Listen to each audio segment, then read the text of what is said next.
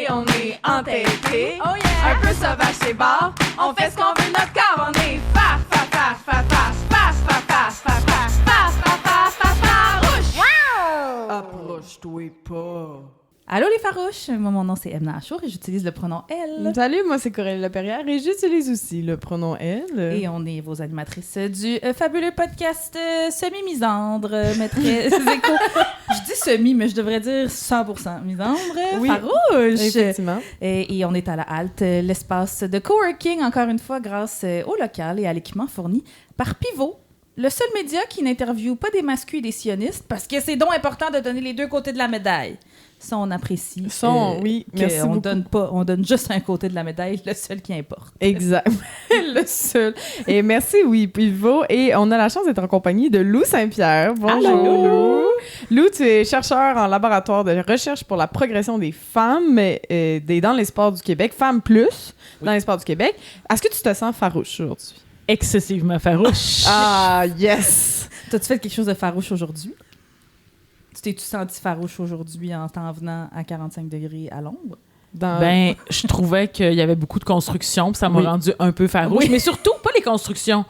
La mauvaise signalisation autour des constructions qui pensent juste aux chars et pas assez aux personnes piétonnes ou en vélo qui, eux autres, ne savent pas indiquer les détours. Ça me rend très farouche. Ah oui, autour de... Je viens de réaliser que farouche, c'est un adjectif épicène. Je suis comme fière de nous. Ah oui! Bravo! On est inclusive on est inclusive. On y avait pensé, là. C'était voulu. Ouais, moi, ça n'a pas rapport avec la construction, mais vu qu'on chiasse ses chars, je vais le faire. J'ai failli me faire frapper en m'en venant. Ah non! Oui, je suis venue à pied parce que moi, j'habite à peu près vis-à-vis où est-ce qu'est la halte, mais en bas de Sherbrooke. Fait que je fais juste monter la côte, longer le parc La Fontaine, puis j'arrive. Puis le coin Ontario-Montcalm, je sais pas si vous le connaissez, ce coin de rue-là, il n'y a pas de stop. De aucun côté. C'est genre dégueulasse pour traverser en char, en piéton, en tout mode de transport. Puis moi, je traversais à pied, mais c'est ça, c'était le bordel. Il y avait des chars des deux côtés. Il y avait un gros camion stationné qui faisait que ça me bloquait la vue. Fait qu'il fallait comme que je m'avance dans la rue pour avancer. Bref, c'est pas pour ça que j'ai failli me faire frapper. C'est vraiment un gars qui s'en venait en face puis qui allait tourner vers moi, donc dans sa voie. Moi, j'avais déjà traversé sa voie, fait que je me trouvais safe. Puis j'attendais de checker si je pouvais traverser la deuxième voie. Puis lui, il a tourné pas dans sa voie, puis il allait tourner dans moi. Puis tu sais jamais comment tu vas réagir si comme il y a une urgence, tu vas-tu crier, Puis j'ai fait attention. Puis c'est vraiment comme, tu sais, mais je veux dire, il serait pas arrivé très vite là, il était arrêté puis il allait tourner. Mais j'ai vraiment crié « Attention! » Puis il a fait « Oh my God, sorry! » Puis je me suis pas... Moi, c'est ça que j'ai fait de farouche aujourd'hui. Je me suis pas arrêtée pour le rassurer que j'étais correcte. J'ai juste fait « Tu vas vivre dans ton inconfort d'avoir failli me tuer. » Puis je suis partie. Fait que voilà, c'est ça mon anecdote. Faites attention, la gang, les chars. J'haïs les chars. Voilà! Hey! Lou! Oui. C'est pas la première fois qu'on se rencontre. Non. Même Coralie, c'est pas la première fois que tu la rencontres parce que vous vous croisez dans notre quartier. Dans notre quartier, ça je l'espionne, en fait. C'est ça qu'on On va se dire allô, Provigo, maintenant. Ouais, mais c'est exactement. Ou au coin Saint-Joseph, Saint-Michel. Un coin très dangereux aussi pour les piétons. Ah oui, mais ça, moi, Saint-Michel. Ouais, ça, c'est proche. Puis moi, j'ai vu quelqu'un se faire frapper. Là. Ouais, carrément. Puis mon chum, Octave, n'a pas beaucoup de réflexes. Et moi, j'ai fait... Il est très, comment dire... il se laisse porter par les vagues. Voilà, par le vent. Voilà. Puis on a entendu...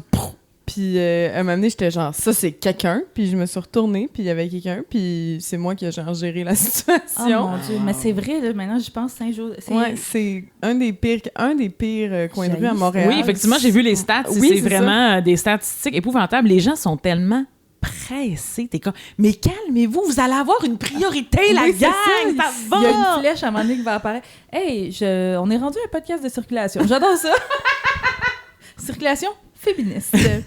Donc, je disais, Lou, nous nous sommes rencontrés pas dans un coin de rue, dans un lieu fermé, là, avec des portes, des fenêtres, un toit, dans le cadre d'un panel avec l'autrice Florence Agathe Dubé-Moreau, que vous connaissez peut-être, chers auditeuristes. C'était pour l'organisme Pro-Femmes dans le sport, je l'appelle de même La Lancée, puis on a eu une super belle conversation sur la place des femmes et la non-place des messieurs dans le sport. J'avais déjà lu plusieurs de tes publications, puis je dois avouer que ça avait comme guéri Loupi, la journaliste sportive blessée en moi. Ça va être une... J'ai hâte de voir comment, Coralie, tu vas t'immiscer Ouais, moi, dans cette moi aussi, j'ai conversation. hâte. J'aime tout. Je pense, je vais essayer de, évidemment, rendre ça large et accessible aux mêmes Mais les moi, je gens pense qui détestent le sport. Mais je pense que ça va être ça, moi, mon take. Ça va être, je vais te laisser l'idée, l'entrevue, puis moi, je vais faire, OK, mais pour les gens qui aiment ce sport, ça veut dire quoi? C'est ça, exact. J'adore, ça va être Bon, ça. mais ce qui est le fun, c'est que tu vas encore plus haïr le sport masculin à la fin de cette entretien. Probablement. Moi, à chaque fois que j'en apprends plus de ce que tu me dis, je suis comme, pourquoi t'as aimé ça? Puis c'est pourquoi j'haïs ça. C'est une Ouais, très bonne question. Mais après l'entrevue, tu vas avoir envie d'aller voir les Roses de Montréal Oui. et la victoire, de aussi. Montréal. Ah, ça, Ça, c'est clair, oui. C'est ça, parce que c'est ça. L'objectif à Lou et moi, ça va être de convaincre Coralie de la traîner à la place belle. Mais moi, c'est les potins que j'aime de la victoire. Ah Puis oui, des genre grosses, le fait il va qu'il y me a falloir- deux femmes mariées sur le même trio. Ouais, moi, Ouais, ça. c'est ma Moi, j'ai passion. dit ça à ma grand-mère. Ma grand-mère qui écoute le hockey, puis j'ai dit, écoutes-tu le hockey féminin? Elle était comme, non. J'ai fait, il y a 2 filles qui sont mariées ensemble. Ben, elle a fait, oh, c'est bien le fun, ça! J'étais comme, voilà, ma grand-mère va J'adore écouter tout. ça On maintenant. salue Marie-Philippe Poulin et Laura Stacy. Alors, je l'ai dit dans un précédent édito à Farouche, moi, je considère qu'on m'a volé mon rêve. OK? On m'a volé mon rêve d'être journaliste sportive jusqu'à la fin de mes jours. Je pensais que ça allait être ça, ma vie. On m'a pas laissé vivre ma passion jusqu'au bout. On m'a dégoûté de mon rêve. On a gâché cette partie-là de ma vie. Et puis toi, tu m'as permis d'arrêter de me gaslighter parce que tu as mis des mots sur pourquoi ça a chié ma carrière. Surprise! C'était pas parce que j'étais poche, c'était pas que j'étais une femme. C'était à cause du patriarcat, finalement. Fait que ben, t'as beaucoup centré, Lou, dans tes recherches. Ben, c'est ça, la place des femmes et les problématiques des hommes dans le milieu du sport. Comment ça t'est venu à l'idée de concentrer tes recherches là-dessus? En fait, c'est que quand j'étais jeune, j'ai commencé à m'intéresser au journalisme et à l'actualité en lisant la page sportive du quotidien de Chicoutimi. Le quotidien. Le quotidien. Et fait que mon amour du sport est arrivé à ce moment-là, par le biais de la lecture des journaux.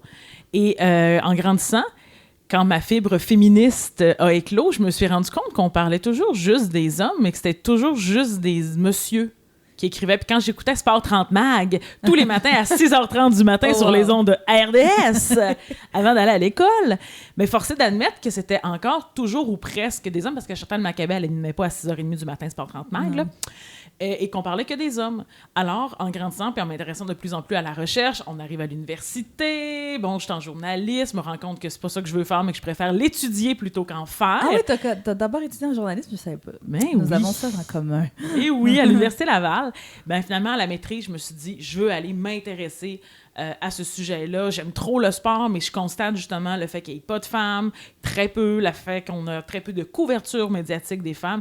Et c'est comme ça que je suis rentrée. Et à la fin de ma maîtrise, j'avais plus de questions que de réponses. Alors, T'as continué! eh oui! Et là, c'est pour ça que j'ai fait mon doctorat, en particulier sur les parcours professionnels des journalistes sportives québécoises. OK. Puis mettons, là, on peut pas te faire résumer un travail de plusieurs années en 1 minute, mais mettons, tu dois avoir l'habitude de le faire, mettons que tu résumerais les conclusions de ces recherches. Puis t'as plus qu'une minute. Oui, OK, t'as plus ben, qu'une je vais minute. essayer quand même de faire ça rapidement.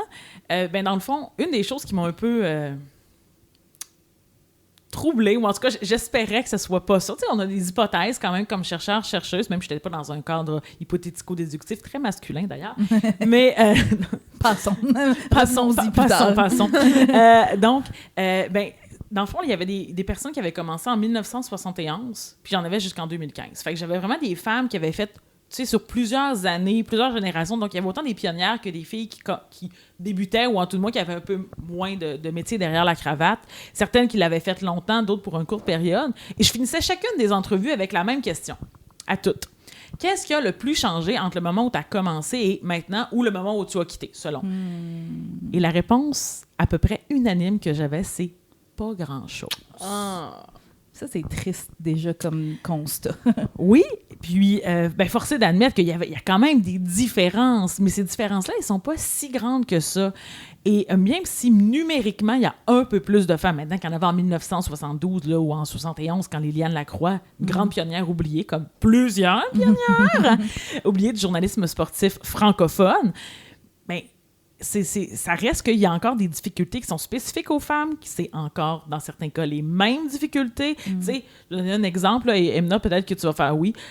Puis ça va pas juste parler aux personnes en sport, d'ailleurs, le fait que les femmes disent « on doit toujours faire nos preuves ». Oh oui. C'est jamais gagné. Je veux dire, j'ai parlé à des femmes, ça fait 15 ans qu'elle est journaliste sportive, ben elle me dit, mais si je me trompe dans le nom d'un joueur, là, je vais n'entendre parler. Ouais. Puis pas juste un petit peu. Alors que un dude, un monsieur, c'est correct, ce n'est pas grave. Et il y en a quelques-unes qui m'ont dit, les femmes sont de meilleures journalistes sportives que les hommes. Ça, c'est hot take en maudit. Ben, moi, je suis d'accord. Mais elle disait, mais pas parce qu'on est intrinsèquement meilleur, là. Mais parce qu'il faut tellement qu'on se prépare pour tout ce qu'on fait, qu'on est paré. Là. On a des notes longues comme ça. Puis on arrive en entrevue, là, on connaît la vie de l'athlète au complet. Le gars, il arrive, il sait même pas si l'athlète parle français ou anglais. Et oui, ici, je fais référence à un journaliste sportif qui a parlé à Matt Duchesne en français parce qu'il s'appelle Duchesne, c'est un Américain. Est-ce qu'on peut name-dropper ou on attend pour la... Parce qu'on a une prolongation Juicy juste pour nos Patreons. Est-ce qu'on peut name-dropper des noms? Moi, j'ai ou on goût que attend? le monde attende. Oui, Ça va les garder on the edge, les auditeuristes. Mais vous voyez, c'est ce genre de choses-là. Une femme qui ferait ça elle serait clouée au pilori. Ben voyons donc! Mais l'autre, c'est comme, quelle drôle d'erreur! Oui, mais je me rappelle d'avoir lu ça, puis on se connaissait pas, on s'était pas rencontrés encore, puis j'avais le feu là, qui brûlait. J'étais comme, oh mon Dieu, OK. Puis parce que aussi, même des fois, entre femmes, quand on se parle, il y a beaucoup cette peur-là, cette envie de survivre dans le boys club aussi, fait que des fois, entre femmes, on se l'avoue même pas. Moi, ça a pris que je quitte le milieu pour commencer à être super vocal à propos de tout ce que j'haïssais dans mon milieu. Mais c'est vrai qu'avant, j'étais terrifiée de parler, fait que je trouverais ça fou de lire ces témoignages-là. Il y en avait beaucoup qui étaient anonymes aussi, justement, pour ça. Je pense, par crainte de représailles, puis parce que c'est ça, on n'a pas le droit à l'erreur, on a encore moins le droit de critiquer notre milieu pendant qu'on est encore dedans. Fait que en tout cas, ça m'avait extrêmement validée parce que j'étais comme, OK, je suis pas folle, puis en plus, je suis pas la seule. Non seulement je suis pas la seule, mais c'est genre presque unanime, là, tu sais. Exact. Puis, tu sais, c'est un petit milieu. Si, là, vous voulez faire du journalisme sportif à la télé, les choix, ils sont pas énormes. Vous voulez le faire en français, là. Ouais, il y a une place, genre. Il y a RDS, TVA Sport, puis ils coupent de plus en plus. Ouais. Ben, c'est ça. Il y a Radio-Canada. Puis, tu sais, puis no shade, puis en tout cas, je sais pas si on va aller là plus tard, mais mettons, parce qu'on dit, il y a une place à la TVA Sport, genre, pour se couvrir. Ben, moi, dans mon cas, c'était le hockey. Je sais pas si toi, c'était at large. Tous les sports, mais c'est vrai qu'au Québec, on se concentre principalement sur le hockey. Au Canada, c'est 33% de la couverture sportive, c'est le hockey. Wow, OK, le tiers. Ouais. Fait que, mais donc, à TVA Sport, pour le poste convoité de journaliste sportif qui couvre le Canadien de Montréal, il y a une femme qui le fait depuis une dizaine d'années environ, c'est Elisabeth Rancourt, que j'aime beaucoup. Elisabeth Rancourt, hot take, ben c'est pas hot take, c'est la vérité, connaissait pas une seule affaire sur le hockey avant d'être embauchée. Puis moi, je trouve ça me fait mal, moi, parce que j'étais comme, ben moi, je travaille tellement fort pour connaître mes affaires, pour savoir mes stats par cœur, pour tout ça. Puis Elisabeth est excellente à son travail, mais comment ça se fait qu'on embauche des gens, des femmes? Ben, elle est magnifique, elle avait de l'expérience en télé, elle travaillait à TVA avant. Puis en tout cas, moi, ça me dépassait ça, puis j'ai passé une bonne partie de ma carrière aigrie, parce que j'étais comme, comment ça, on place des femmes juste parce qu'elles sont belles et qu'elles passent bien à la télé, alors que c'est tellement dur déjà de se tailler une place comme femme dans ce milieu-là. Ben ça, c'est une autre... Puis les messieurs sont pas beaux à la télé, en plus. Les messieurs n'ont pas besoin d'être beaux. Je me souviens, dans une entrevue, il y avait une journaliste qui me disait... Elle avait dit, une journaliste d'expérience qui disait... Elle m'avait nommé le nom d'une personne, d'un journaliste, là, il est plus là maintenant, peu importe. Puis il disait, lui, il est gros, il est vieux, il y a la bedaine qui sort, puis on s'en fout. Ouais. Jamais ça passerait pour une femme. Puis ça devient un peu difficile aussi pour les femmes parce que, tu sais, c'est comme un double standard. Fait que les filles, il faut qu'elles soient belles, mais il y a toujours une ligne toute mince. Donc, il faut que tu sois, surtout maintenant... C'est genre belle, mais pas chicks. Mais pas trop sexy. Ouais, Il ne faut pas que tu trop dépasses sexy. la limite parce qu'il y a tout le mythe autour... Dans ma tête, j'avais appelé ça le mythe de la salope. Qui se rapproche un peu de ce qu'on appelle les poc bunny. Et là, je vais vous dire un mot grossier, OK? Mais les plots à poc au Québec, là. D'ailleurs, c'est très drôle. J'ai écrit un jour un article scientifique puis j'ai fait une note de bas de page pour expliquer ce qu'est une pelote à POC. C'est quelque chose à laquelle je ne m'attendais pas. Moi, j'ai fait un reportage sur les POC Bunnies quand j'étais à l'université pour Choc FM, la radio web de l'UQAM. J'ai failli gagner un prix pour ça. C'était un très bon... ouais. Donc, ouais, excuse-moi. Non, excuse. Pour les personnes qui sont peut-être moins familières là, avec ce concept-là, c'est l'idée, les POC Bunnies ou les plots à POC, c'est l'idée qu'il y aurait des fans qui ne sont pas des vrais fans, mais des femmes qui veulent avoir des relations intimes avec les joueurs. Bon, ben, chez les journalistes sportifs, il y a cette croyance-là qui veut que... Puis ça, c'est une croyance qui est de 72 à maintenant, qui est dans le fond qu'elle désirerait couvrir le sport dans le but d'avoir des relations intimes ou sexuelles avec des athlètes masculins. C'est malheureusement très répandu. Et ça l'est encore plus maintenant où les femmes en journalisme sportif sont au Québec, à tout le moins, sont presque toutes regroupées à la télévision, dans les médias audiovisuels. Ouais, moi, j'étais la seule journaliste à l'écrit francophone femme. Ouais. Il y en a une, son nom de famille, c'est Harvey Pinard, là, qui est à la presse, plus. Donc, il y en a très peu. Et ça a fait en sorte que le look est devenu... On leur demande, puis dans certains cas, c'est très clair. Là, on leur dit, il faut que tu sois cute. Mais pas trop, parce que là, tu pourrais avoir l'air d'une salope de la personne qui n'est pas là pour les bonnes raisons. Mais ce qui est intéressant, c'est qu'à travers le temps, à travers les époques, les filles sont venues à se polisser elles-mêmes et à polisser les autres femmes. Oui, vraiment. Donc, il y avait une expression qui revenait dans certains cas, « Tu ne veux pas être associée aux mauvaises personnes. » Oh. Donc, je pense que ça en dit beaucoup. Donc, ça devient entre femmes aussi qu'il y a ce regard-là de dire « Faut pas que tu aies l'air d'une salope. Mais il faut que tu sois assez cute pour l'écran. » Fait que sexy, mais correct. Fait que la seule différence entre 71 et 2015, c'est que le monde fume plus des gradins. C'est ça que j'en comprends. C'était un peu ça. Ils portent plus de chapeau haute forme dans les gradins. Ben, les femmes ont le droit d'aller ces galeries de presse, ce qu'ils n'avaient pas le droit dans les années 70. Il n'y avait pas le droit? Non. Il n'y avait pas le droit dans les années 70. Ça changeait à ce moment-là. Les premières fois, entre autres, que Liliane Lacroix, je la nomme parce qu'elle n'était pas anonyme dans la thèse, maintenant décédée. Elle, au Garden de Toronto, qui était le domicile des Maple Leafs de Toronto, il n'y avait pas le droit d'aller sa galerie de presse. Ouais. Au Forum de Montréal, il n'y avait pas le droit. Puis c'est les gars de la presse, son boss à la presse à ce moment-là, qui a dit « Ben, si vous ne laissez pas Liliane rentrer, sa galerie de presse, la presse va pas vous couvrir. » Wow. Ben, je peux vous dire qu'à ce moment-là, le Canadien de Montréal a fait « OK, c'est correct. Oh mon Dieu. J'ai envie de dire... Mon Dieu, c'est la seule affaire d'alliés que j'ai entendue. Oui, jusqu'à maintenant. OK. Il y en a eu quelques... Il a fallu des alliés pour que les femmes avancent dans ce milieu-là, parce que c'était pas les femmes toutes seules, malheureusement, qui allaient réussir. Mais j'allais dire, là, maintenant, les femmes ont le droit d'aller sur la galerie de presse, mais moi, quand j'ai fait journaliste, fait que de peut-être 2013 à 2018, quand j'ai été sur la galerie de presse du Canadien, on était peut-être 8 femmes. Aujourd'hui, on est en 2025. Il y en a moins qu'à l'époque, si c'est possible. Et sur la galerie de presse, il n'y a qu'une seule toilette pour femmes. Moi, ça, c'est mon truc que j'aime ça répéter, parce que je suis comme, il y a genre 14 toilettes pour hommes, une seule pour les filles, fait qu'on est toutes là à faire la file pendant le 15 minutes d'entracte, là, parce qu'on veut aller faire pipi. Puis sinon, il y a la toilette des femmes de joueurs en bas. Moi, c'était mon il y a une toilette de femmes de joueurs? Ben, il y a un salon des anciens. Où est-ce que, genre, mettons, dans le temps, Jean Béliveau, puis tous les anciens du Canadien de Montréal allaient là, puis après ça, montaient s'asseoir, je ne sais trop où. Non, pas montaient, je pense que les autres étaient en bas, mais bref. Puis cette place-là était juste à côté de l'ascenseur pour monter sa galerie de presse, fait que moi, j'allais faire mon petit numéro 1, numéro 2 là-bas, parce que j'étais comme, au moins ici, il y a 2 toilettes, puis ils sont propres, parce qu'ils sont là pour Madame Béliveau, tu sais. Puis je me préparais là, j'amenais mon fer. Moi, c'était mon QG, là, cette toilette-là, parce qu'en haut, c'était comme une cabine pour, c'est ça, les 8 femmes qu'on était, plus les employés, plus les... Puis alors que les gars, il y avait 114 cabines. Ouais. Puis là, on parle du hockey. Fait que si on va dans les autres sports, football américain ici, tu sais, on pourrait chanter « Où sont les femmes? » Puis pas là. Non, ben, il y en a quelques-unes qui ont couvert à travers le temps, mais très peu. L'équipe, il y a une femme à l'équipe football de RDS qui est là pendant la NFL, Andréane Barbeau. Oui, Andréane Barbeau qui a aussi beaucoup défoncé des portes pour le hockey masculin. Là, on s'entend-tu à quand est-ce qu'elle va avoir son show, Andréane Barbeau? Là? Parce que, non, mais honnêtement, là, moi, je suis fan de sport, là, j'en consomme beaucoup trop, certains diront. Je veux dire, elle sait toutes, de tous les sports, puis elle est bonne dans toutes. Bravo, Andréane, si tu écoutes ça. Elle a commencé il y a genre 15 ans en plus, puis elle n'est pas encore assez worthy d'avoir sa propre émission. Il la tasse constamment. Je sais pas qu'est-ce que ça va prendre. Et ce qui serait le fun, là, c'est de l'avoir, mais pas seulement comme... Souvent, on va remarquer, plus au Canada anglais, dans ce cas-là, parce que les femmes, quand elles sont amenées à animer ou avoir une émission, elles passent le café. Passer le café, ça veut dire... Je suis pas en train de dénigrer le travail d'animateur ou d'animatrice, pas du tout. Ouais. Mais souvent, dans les shows, on appelle ça les shows de chaises, là, parce qu'on jase sur des chaises, des gros fauteuils de monsieur, idéalement. The lazy boy. Ben, dans le fond, s'il y a une femme...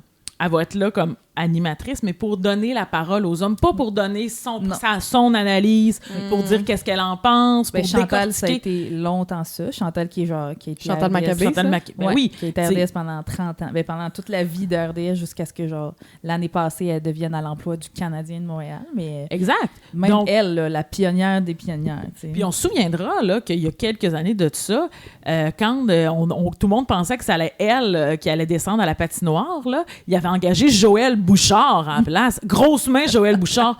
Googlez ça, tout le monde, les grosses mains de Joël Bouchard. Joël Bouchard, c'est un ancien joueur parce que c'est ça. Le Boys Club Will Die a toujours donné des jobs à d'autres mondes de son Boys Club avant d'engager une femme compétente, là, tu sais. Puis, fait que c'est beaucoup ça, des anciens joueurs pas compétents, pas capables d'aligner 3 mots dans un français correct qui avaient tout le temps des jobs dans les réseaux sportifs. Puis Joël Bouchard, il disait des affaires comme...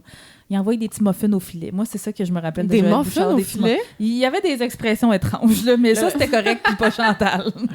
Non, c'est ça, c'est plus la question de savoir, ben il y en a qui passent, disons qu'ils n'ont pas à passer parmi tout le processus, particulièrement les hommes blancs. Parce que des fois, tu as des hommes noirs, comme Didier Homéjuste, Oui. qui est un ancien joueur de football dans la NCAA, dans son cas, un homme noir. Lui, là, je me souviens, quand j'écoutais Sport 30 Mag à 6h30, lui, il a fait les chiens écrasés du sport, là. Ouais. Il a fait ça. Puis là, maintenant, il est quand même haut placé, puis c'est un excellent journaliste, puis il est un excellent analyste. Lui, il a mangé son... Ouais. Ben, à notre son époque, pain noir. c'est pas les chiens écrasés, c'est, mettons, tu vas faire les réseaux sociaux. On mettait les femmes... Là, tu vas lire les tweets, puis là, les messieurs vont les commenter. OK, mais sois belle, puis dis-en pas trop. C'était beaucoup ça. Moi, j'ai des amis qui ont fait cette job-là beaucoup. De juste la fille aux réseaux sociaux Ouais. qui est comme... Alors, on voit ici que Oui. Bertrand trouve qu'on devrait échanger Suzuki. Exactement. Wow. Oui, ou de juste... ouais. Je voulais revenir sur les vestiaires, parce que ça, pour les gens qui le savent pas, c'est une expérience particulière. Entrer dans un vestiaire avec juste des messieurs qui puent, là, déjà, ça pue pour vrai. Je suis rentrée juste dans des vestiaires de hockey et de soccer dans ma vie, là, pas d'autres sports, mais... Au hockey, c'est ça. Ils sont pas complètement nus pour les gens qui se le demandent, ce qui n'est pas nécessairement le cas de ce que j'ai entendu au football. En effet. Alors, au football, ça semble-t-il qu'ils se promènent flambettes et qu'ils le font même exprès parfois quand il y a les rares femmes qui couvrent... j'ai une amie journaliste sportive qui est encore à l'œuvre aujourd'hui, pauvre elle. Puis, elle s'est faite même toucher par un joueur de football. Elle a un tatou sur la... Comment on appelle ça ici? Pas l'omoplate, La clavicule. la clavicule. Puis qui dépassait, je sais pas, de son chandail. Puis elle était en train de juste faire sa job puis d'essayer de pas regarder tous les pénis qu'il y avait autour. Puis elle regardait le gars dans les yeux. Puis le gars, il a arraché comme son chandail. Puis il a fait « C'est quoi ton tatou? » Puis moi, j'étais comme... Je pense que j'aurais crissé le feu si quelqu'un m'avait touché, là. Tu sais, moi, au hockey, il m'est arrivé des affaires pas trop graves, mais de genre... Des joueurs qui me pitchent des boulettes de tape, là, ou genre des... On est trois... Les trois... Attends, wow. Oui. Ils pitchent des boulettes de tape Oui, Mary, ils défont leur équipement, ils sont tout le temps enroulés pour dans te du tape. niaiser, genre? Ouais, pour me niaiser ou pour niaiser le joueur à qui je suis en train de parler, genre... Parce qu'ils ont comme 4 ans d'âge mental, là, ces hommes-là. Puis c'était comme « Ouh, Gallagher, il parle avec une fille! » C'était ça, là, l'ambiance, là, tu sais. Hey, Mais malheureusement, ce que tu racontes, c'est... Tu sais, on pourrait penser que dans une vie, c'est anecdotique. Tu dis, ça m'est arrivé, ils m'ont tiré des boulettes de tape. Mais l'enjeu, là, c'est qu'ils en ont tiré à toutes les filles. Ouais. Encore là. En fait, c'est très... Je ne peux pas dire surréaliste, mais Liliane, c'est peut-être elle avec qui les joueurs, ça a été différent. Elle n'avait pas le droit d'entrer dans les vestiaires. C'était à cette époque, pas de galerie de presse, pas de vestiaire. C'est ça, là. Elle les rencontrait dans une... Ah, ça, c'était pas pire parce qu'elle avait décidé d'utiliser... Elle dit, OK, tu me barres du vestiaire. Très bien. Tu vas pas m'empêcher de faire ma job. Elle avait un langage très coloré. Oui. Une femme, Ben, je pense qu'il faut ça pour fait survivre. je me souviens, à un moment donné, j'y ai dit, si tu me fais de la merde, je vais te faire de la merde. Elle a dit, fait qu'elle arrivait, elle disait, moi, je veux rencontrer tel joueur après la game. Je vais attendre dans la petite place où je fais les entrevues. Elle avait tel joueur. Des fois, elle les avait avant les autres journalistes. Wow. Qui se rendaient disponibles à elle. C'est ça, parce que dans qu'est-ce qui est courant maintenant, c'est le Canadien ouvre le vestiaire, puis là, les 75 journalistes, on rentre en même temps, puis on se garoche autour, on fait des scrums, ça s'appelle comme en politique, là, que vous avez peut-être vu. On se rassemble autour de certains joueurs, puis là, on lui pose des questions, mais on n'a pas le temps de faire des entrevues de fond, là, quand c'est comme Puis, ça. Y a-tu une espèce de passation du savoir qui se fait entre journalistes sportifs ou genre pas pantoute, tout le monde est un peu... dans son coin, là. Tu sais, personne n'a pris des trucs à Liliane, genre. Moi, le féminisme, là, je l'ai pas appris ça à la galerie de presse. Là, je l'ai pas... Je l'ai pas senti Ouais, non plus non. nécessairement. Il n'y a pas de sororité Ben, partout. c'est parce que les femmes sont souvent isolées aussi. Ouais, Tu c'est sais, ça. quand t'es tout seul. Fait que là, à un moment Mais donné, puis on nous met en compétition l'une Ben, contre l'autre. exactement. Donc, il y a un poste, tu sais, le token, là, ben Ouais. c'est ça, là. C'est vraiment ça. Donc, il y a Moi, pas j'étais terrifiée, là, quand ma première journée, c'est à la galerie de presse, là, morte de peur, puis je regardais les autres femmes, puis j'espérais qu'elles viendraient m'aider, mais tu sais, eux autres aussi sont conditionnés à être comme chacune pour soi, parce qu'il y a personne qui m'a aidé, moi, fait que tu sais, mais je veux dire, tu sais, mettons, Chantal Maccabé, Diane Sauvé à Radio-Canada, ils m'ont tendu la main, ou bien je sais pas si c'est moi, à un moment donné, qui me suis assise devant eux, puis qui a fait « Hey, on peut-tu être amis? Genre, au secours, je peux-tu te poser telle question? » Puis on dirait que je me sentais plus à l'aise de leur poser à elle que la poser à un gars qui déjà trouve que j'ai pas ma place là pantoute. Fait que tu sais, des fois, moi j'avais honte de poser des questions justement parce que tu voulais tellement pas perdre ta place. Fait que oui, éventuellement, tu sais, Chantal, elle était super fine avec moi, Diane, puis là, toutes les filles, on était devenues amies, mais je me souviens d'avoir eu une conversation avec 2 journalistes femmes qui sont plus sur le beat du Canadien aujourd'hui, qui me disaient comme « Ah, non, on comprend pas trop c'est quoi le mot féminisme. » Genre, nous, on se considère pas féministe, là. Genre, nous autres, on est full bien dans le boys club, puis ça, c'était genre en 2014, là, tu sais, ça fait pas si longtemps que ça, là. Mais j'ai un exemple de sororité pour toi, comme Ah oui, je peux vas-y. l'entendre. Ça va peut-être te faire du bien. Oui, peut-être. J'ai besoin de ça, là. Je commence à être déprimée. Il fut une époque, je peux pas parler de maintenant, ça s'arrête en 2015, donc, où parfois couvrir les Alouettes, c'était pas facile. Le football, c'était un monde, là aussi, là, où, tu sais, rentrer, puis que tous les gars se mettent à poil, puis ils se montent sur le petit banc pour que leur pénis soit à hauteur du visage de la fille, ça se fait, là. Ah! Ça se faisait. Ouais. Je veux... Genre, à go, on drop toute notre serviette en même Ouais. temps parce que la fille vient de rentrer. Ça, Chantal, elle l'a vécu, ça. C'était souvent, au début, là, un peu un genre de forme de rituel initiatique, là, de, tu sais, t'as reçu un jockstrap, t'as reçu, bon, ce genre de choses-là. Et il y avait une journaliste, une jeune journaliste sportive à ce moment-là, qui subissait ce qu'on appellerait normalement du harcèlement sexuel. Mais en journaliste sportif, ils disent jamais ça, là, mais entre nous, C'est des taquineries. mais c'était plus drôle, là. C'était glisser des choses dans son sac, c'était vraiment là, très insistant, au point où elle voulait plus y aller.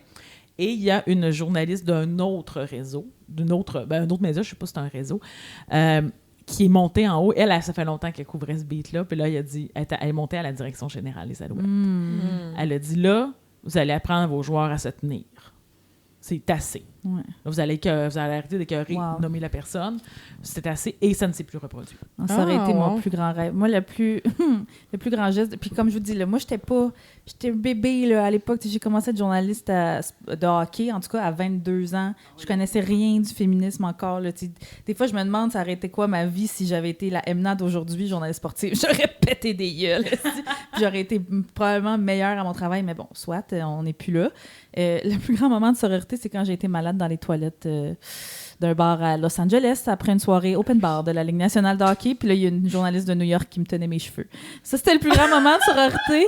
Puis pour vrai, moi, je suis pas... Pour les gens qui me connaissent, là, moi, je suis pas quelqu'un qui se saoule. J'haïs ça, perdre le contrôle. Je ne consomme aucune drogue. Je consomme presque pas d'alcool. Mais là, c'était la première et la seule fois que j'ai couvert la finale de la Coupe Stanley. Gros mandat, là. C'est la grande finale. Puis les 2 équipes, c'était Los Angeles et New York. Puis je le faisais tout seul. Puis tu sais, le décalage horaire, puis le voyagement, puis tout ça. T'es fatiguée. J'étais fatiguée, je mangeais pas, je travaillais comme 16 heures par jour, je faisais comme 4 articles par jour de ma chambre d'hôtel. Fait que là, si on commence, c'est le party de la Ligue, c'est bouffe et bar au pun. Là, moi, j'y vais, puis je suis comme, ah ouais, j'ai faim. Puis là, à LA, au mois de juin, il fait genre 45 degrés d'humidex, là. Fait que là, genre, je demande au bar, comme, le bar était plein, fait que je demande tout de suite 2 mojitos pour pas réattendre. Et après 3 gorgées du premier mojito, moi, j'étais partie bien raide, là. Fait que, ouais, j'ai été malade dans ce...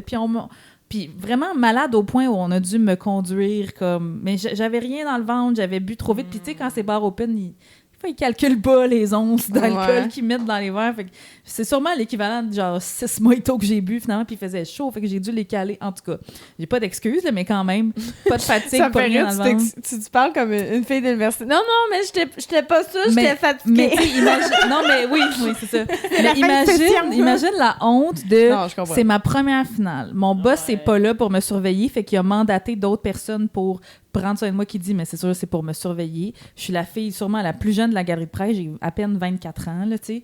Puis là, je suis entre LA puis New York, puis je veux bien paraître, puis je suis comme même pas encore tant amie avec mes journalistes sportifs québécois, là, tu sais. Fait qu'ils me considèrent même pas tant comme une des leurs encore. Je veux tellement faire mes preuves. Puis là, je finis sous le mort, endormie dans les toilettes, là, tu sais. Fait que là, ils m'ont pris, puis ils m'ont amené en taxi, puis ils m'ont amené à ma chambre d'hôtel. Puis l'affaire, c'est qu'à tous les jours, on a des pratiques à aller couvrir, puis tout ça. Puis ils m'ont dit, non, reste couché, là, va pas couvrir la pratique demain. On va t'envoyer des citations, puis tu pourras écrire un texte de ta chambre d'hôtel. Puis Dieu merci pour ces anges gardiens-là. Je la sais, Katie Strang de New York. Je sais même pas si elle est encore journaliste aujourd'hui, mais ouais, elle me connaissait pas, elle est venue cogner, puis elle me tenait les cheveux pour m'essuyer la face, mais... Ça me fait rire. Je sais pas si c'est de la sororité de journaliste ou de la sororité de filles de toilettes des bars. C'est juste n'importe qui dans les toilettes des bars aurait fait ça à ce moment-là. Mais même elle, tu sais, après ça, quand moi j'ai commencé à devenir féministe tranquillement, c'est ça qui, aux surprises, m'a fait quitter ce milieu toxique-là quand je me suis ouvert les yeux puis les lunettes roses sont parties. Mais elle, c'est une de celles qui était vocal sur des issues difficiles. Elle écrivait sur des sujets. Elle a écrit sur plein de cas d'agression sexuelle dans le milieu du sport puis tout ça. Puis on dirait que ça a fait comme, OK, cette fille-là, non seulement elle est badass, elle tient mes cheveux. Elle est hot, elle est fine, elle me demande comment je vais, elle veut mon bien. Puis en plus, c'est comme un peu mon modèle. Puis j'ai fait ça finalement. Dans ma dernière année de journaliste, j'ai pu écrire des articles plus qui me ressemblaient, puis des choses sur justement les femmes dans le sport, mais j'étais trop brisée. Là, fallait que je parte de toute façon. Ben, d'ailleurs, j'ai le goût d'aller là. C'est peut-être un peu deep, mais quand toute l'histoire de Hockey Canada est sortie, toi, en tant que chercheur, Lou, t'as-tu tombé des nues? T'as-tu fait « Voici mes rapports » comment l'avez dit. Ouais, c'est ça. Comment t'as réagi? Avec beaucoup de cynisme. Ouais. Mettons qu'on le rappelle là, pour les gens qui suivent pas du tout. Mais là, vous rappelez-les. Vas-y donc, moi, je suis Lou. comme Hockey Canada. Non, ancienne journaliste sportive, vas-y, prends-nous ta voix de oui, ben j'étais plus journaliste quand c'est arrivé, mais quand c'est arrivé, c'est pas vrai, j'étais peut-être encore journaliste quand c'est arrivé, mais quand c'est sorti, c'est ça, c'est des joueurs de hockey de juniors de Hockey Canada, donc entre 16 et 20 ans, qui ont été dénoncés par une femme pour attention, trigger warning, un viol collectif, entre autres. Puis on a appris qu'il y a eu beaucoup de poursuites, en fait, que Hockey Canada avait carrément une enveloppe pour donner de l'argent pour fermer la gueule à des femmes. Et pas un bébé enveloppe. Non. Une enveloppe bien juteuse. Ouais. Au lieu de rendre... au lieu de former ces joueurs à subir les conséquences de leurs actes, il y avait carrément, c'est ça, de l'argent pour faire taire les victimes. Mais est-ce que ça, on la voyait, cette enveloppe-là? Tu sais, comme comment ça... Moi, je suis comme, comment elle s'appelait, cette enveloppe-là? Maintenant, il a bien fallu qu'ils le mettent dans un budget, ils appelaient ça... Comme honnêtement, ils ont tellement... Tu sais, puis je me souviens, toi, Coralie, tu faisais des chroniques aux 24 heures à l'époque, quand c'est sorti, puis tu m'as dit que t'allais écrire là-dessus, puis tu m'as comme appelé, genre, tu peux-tu me faire un cours 101 de qu'est-ce que c'est ça, le hockey? Puis comme, je peux-tu te poser des questions? Puis j'étais comme, oui, vas-y. Puis tu m'avais demandé, justement, est-ce que je suis surprise? Puis moi, tu sais, j'ai pas été témoin de ce genre d'affaires-là pendant que j'étais là, mais à voir comment... C'est parce qu'il faut comprendre, là, les joueurs de hockey, surtout au Canada, là, depuis qu'ils ont genre 8 ans, là, c'est des vedettes dans leur village, dans leur ville, dans leur secondaire, cégep s'ils sont au Québec, université s'ils sont aux États-Unis, tout ça. Puis après ça, ils deviennent des multimillionnaires, même s'ils jouent 3 minutes par game sur le 4e trio. Fait qu'imagine le genre d'adulte que ça fait. Puis on leur a jamais dit d'assumer les conséquences. On leur a jamais... on leur a enseigné de man up, d'être tough, de se battre. Tu sais, c'est super toxique. Ah, exact. On leur a enseigné qu'ils sont spéciaux. Oui. Ils sont pas... Dans le fond, ils ont un statut qui n'est pas le statut de monsieur, madame, tout le monde. C'est un statut particulier qui leur donne le droit d'avoir tout ce qu'ils veulent, y compris toutes les filles. Qu'ils veulent. J'ai assisté récemment à un congrès sur le sport sécuritaire et il y avait, malheureusement, c'est une chercheuse qui fait sa thèse de doctorat sur dans le fond, la vision des agressions sexuelles chez les hockeyeurs. Elle a parlé avec 7 hockeyeurs qui ont été jusque dans la Ligue américaine. Donc, des personnes qui ont été quand même qui ont joué... la Ligue américaine, c'est une jouée professionnelle. Mais qui n'ont pas été impliquées dans des histoires. Qui n'ont pas été impliquées juste dans pour des avoir histoires, leur avis. mais pour comprendre c'est quoi leur vision de la question, puis comment c'était la culture. Il y a aussi les travaux de Michael Robidoux à l'Université d'Ottawa. Lui, il a joué dans la LAH aussi. Non, je pense qu'il n'est pas la Ligue américaine, mais il est allé haut dans le junior majeur, là, qui est en Ontario. Il a écrit un livre super intéressant sur aussi la question des agressions sexuelles entre hommes. Ouh. C'est quelque chose qu'on parle pas beaucoup, mais il y en a. agressions sexuelles, mais souvent qu'on n'appelle jamais agression sexuelle, là, c'est important de le dire, qu'on va plutôt parler de, je vais le dire en français, de bizutage, hein, les rituels d'initiation, qui habituellement sont toujours très tournés vers la sexualité, donc la nudité, se mettre des choses dans des orifices et les manger ensuite. Oui, parce qu'il y avait ça à Hockey Canada aussi, non? Oui, il y a eu au Canada, il y a eu des programmes de football ou de hockey aussi qui ont été suspendus dans les universités pendant certaines saisons, entre autres, je pense à McGill. Donc, mais souvent, c'est mais je me suis fait faire, fait que je vais le faire. Ça implique souvent de l'alcool.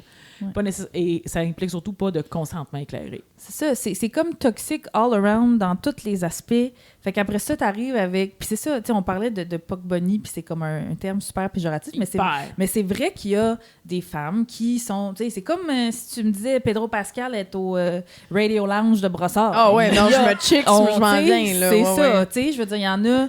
Puis, surtout maintenant, avec les réseaux sociaux, c'est tellement facile de savoir les joueurs, ils sortent où, ils se font une story, ils se taguent, ou peut-être maintenant, ils le font moins parce qu'ils veulent pas se faire harceler, justement. Mais, puis là, ces filles-là, puis je veux dire, j'en connais des femmes de joueurs aujourd'hui qui ont une fois été des femmes qui erraient dans les bars à la recherche de... Puis, tu sais...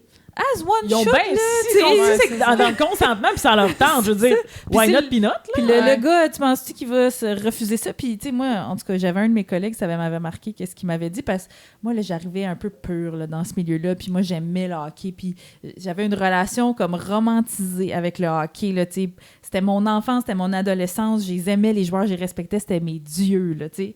Puis là, j'arrivais avec mes collègues, tu sais, genre 10-15 ans plus vieux que moi, puis ils étaient comme, non, mais même le joueur le plus laid du 4e trou du Canadien trompe sa femme, tu sais, puis j'étais comme, oh non! Mais parce que c'est ça, ils ont tellement accès, puis des fois, ce qu'on me disait, c'est, il y a des ententes avec leurs femmes, tu sais, comme tu dis, si c'est dans le consentement, puis que la femme en retire quelque chose de bien aussi, tu sais, tant mieux, puis si c'est une relation ouverte, whatever, tu sais. Mais où est-ce qu'on voulait aller avec ça? Donc, ils baignent là-dedans, ils se font pas dire non jamais. Et il y a aussi des exemples, malheureusement, au plus haut niveau, où on a aussi tenté de cacher ça. Je pense au cas de Patrick Kane, il y a déjà quelques années, joueur, ça s'en va au temple de la renommée du hockey, là, ce gars-là, il y a eu des grosses accusations d'agression sexuelle, puis...